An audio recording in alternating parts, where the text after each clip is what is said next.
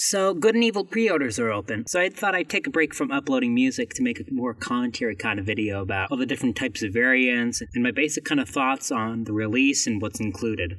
First of all, I thought I'd talk about the variants. There's abstracting pattern, and circular design, which is the picture disc, and of course the regular cassette and CD. Those don't really have variants.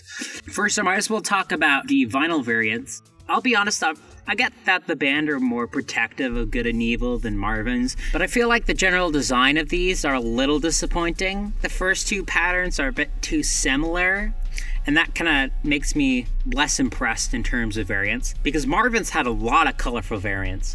There's so many interesting variants, of course based on song titles and lyrics. I don't know, I'm not too big a fan on it. However, the picture disc, I honestly think is really cool. It's a very good idea. And probably one of the best parts is how the actual label extends into the picture disc itself. That's so cool. And while we're getting into the vinyl, let's get into the design itself.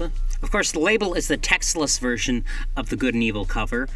I really like that. My only problem with it, the lack of side B and side A indicators. It's not a huge deal, like I'm not gonna protest or whatever over letters.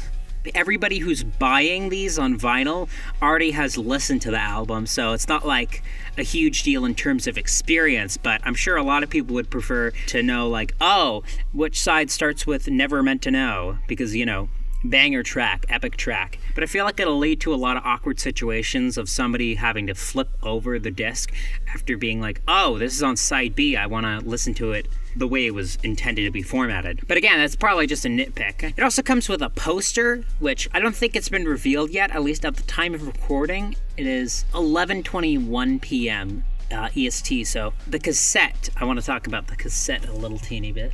There's a bit of difficulty translating the Good and Evil cover to the dimensions of a cassette, which I completely understand how that would happen because it's meant to be a square. But I'm happy it hasn't like cropped anything or cut anything off like the Marvin's one, which literally I don't think they could have done anything else. So, I mean, I cannot blame them, but it kind of sucks that they had to cut off a bit for the cassette release. But still, getting back to Good and Evil, what I find really odd is the notation of side A and side B on the cassette and not the vinyl. Now, I don't mean to rag on this point any longer, but I find it a little strange that the cassette has A and B indicators on it when the vinyl doesn't. But that's, again, it's not a huge deal. It does not matter them. But I will say, I don't think I'm as big a fan of the cassette design.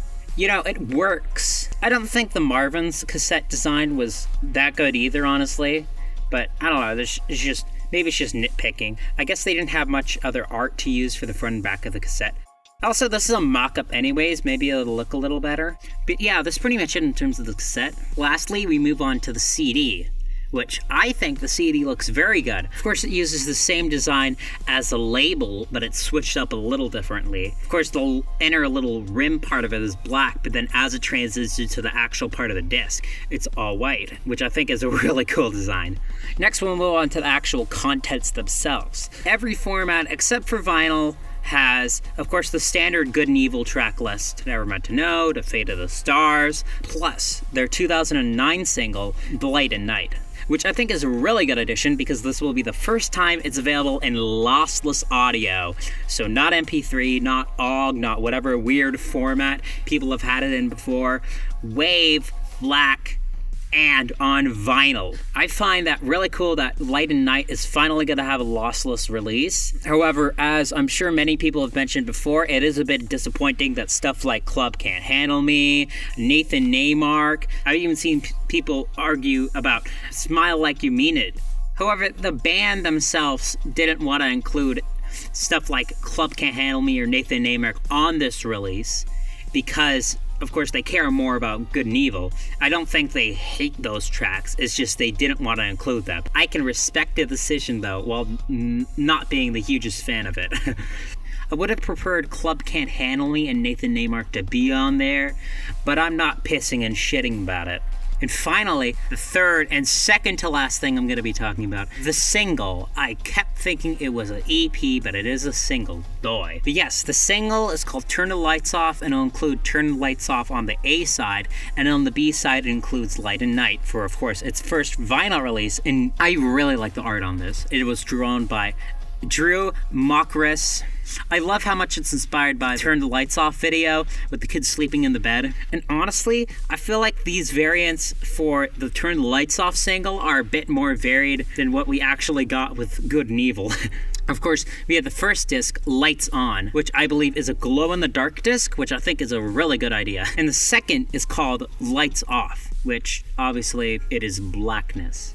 And the third is Light and Night. And of course, there's two sides to it. There's one that's completely white and one that's completely dark. And these kind of particles of whiteness coming out. And I think that's a really good idea. Okay, so this last segment is going to be about Needlejuice's future with Tally Hall. The future of Good and Evil vinyl, Just a Friend vinyl, Marvin's vinyl. They aren't going anywhere unless Tally Hall literally wants to end their contract with Needlejuice. So as far as we know, they're going to be going on until the end of time. In terms of pressing solo projects or other albums by Tally Hall, stuff like complete demos, admittedly complete demos, Needlejuice would like to do that.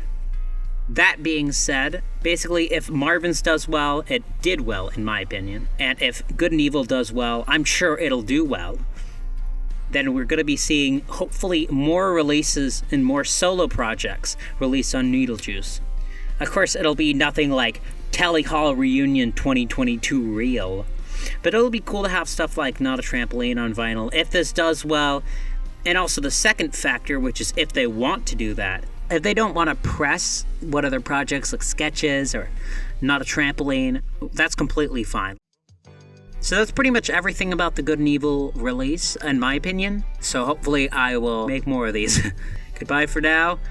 Buy your copy of Good and Evil on vinyl, CD, or cassette at Needlejuice.com or Needlejuice's Bandcamp in case their website's down. But yes, happy tallying. Yes. My foot's tired.